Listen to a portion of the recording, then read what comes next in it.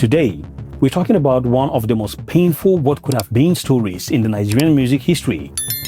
Yeah, wine and bubble, simmer, 1, 2. Things started to go downhill from the beginning because I didn't read my contract. I didn't know what was in my contract. Morgan and her former manager, Joy, prepared that contract. I only just put it on my letterhead and signed. Also known as Madrina, she had the voice, the image, the hits, and the industry's backing, but somehow everything fell apart. This is not just a rise and fall story. This is a lesson. Let's get into it.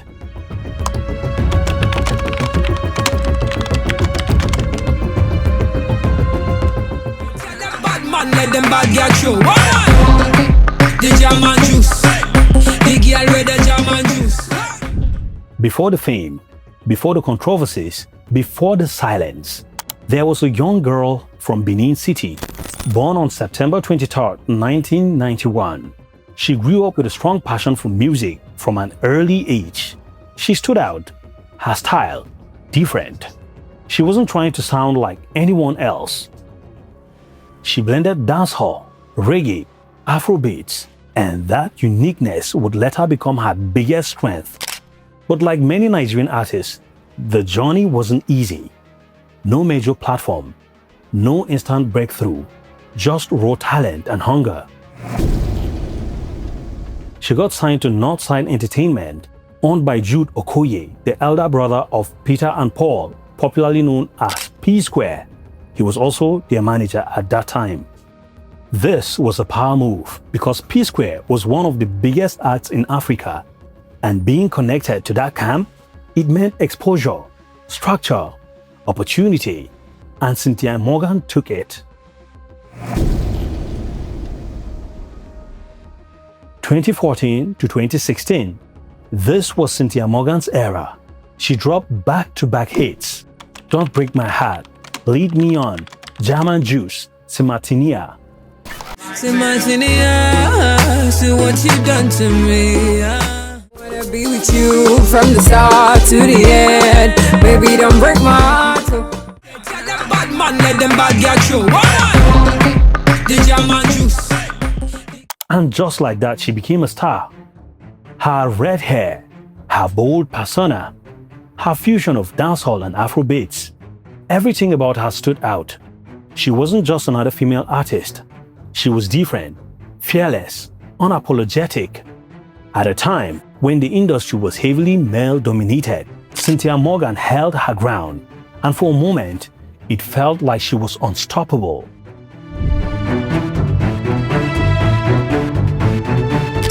As her career evolved, she began to embrace a new identity, Madrina.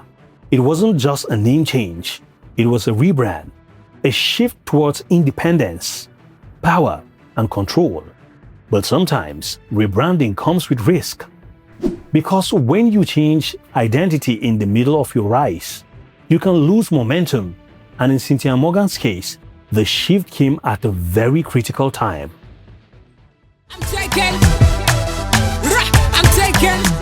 What I'm talking about. Then suddenly, she disappeared. No major releases, no consistent presence. Fans began asking, what happened to Cynthia Morgan? At first, there were rumors, speculation, whispers in the industry, but no clear answers. And in music, silence is very dangerous because the industry moves very fast. And when you are not present, you are replaced easily. Then, the truth started coming out. In a series of emotional revelations, she opened up about her struggles with her record label. According to her, she lost her stage name, her social media accounts, control over her music, all tied to the contract she signed under Northside Entertainment. This shocked many fans because from the outside, everything looked very perfect, but behind the scenes, she was battling for control of her own identity. And this is where the story changes from success to survival. Things started to go downhill from the beginning because I didn't read my contract. I didn't know what was in my contract. Morgan and her former manager, Joy, prepared that contract. I only just put it on my letterhead and signed. When her story went public, The industry reacted. Artists spoke up. Fans took side, disputing some of her claims, saying the contract details were being misunderstood. And just like that, it became a public battle. Two sides, two narratives, and the truth? Somewhere in between. But one thing was clear. The damage has already been done.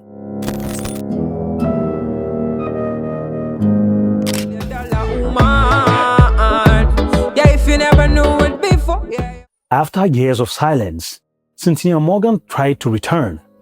Now fully embracing the name Madrina, she released new music, did interviews, tried to reconnect with fans, but things had changed. The industry had moved on. New artists have taken over, and rebuilding momentum, it's always harder than building it. So, what really happened? Was it a bad contract, poor management, timing, or internal struggles? The answer is all of the above. Cynthia Morgan's story is a reminder that talent is not just enough. You also need the right business decisions, the right team, and control over your brand. Because without that, even the brightest stars can fade away.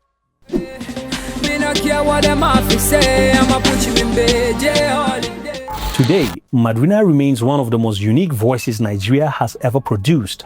Her influence, still visible. Her songs, still remembered.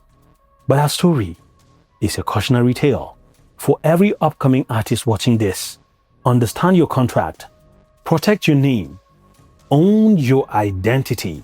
Because the industry can give you everything and take it away just as fast as they gave you. So let me ask you something.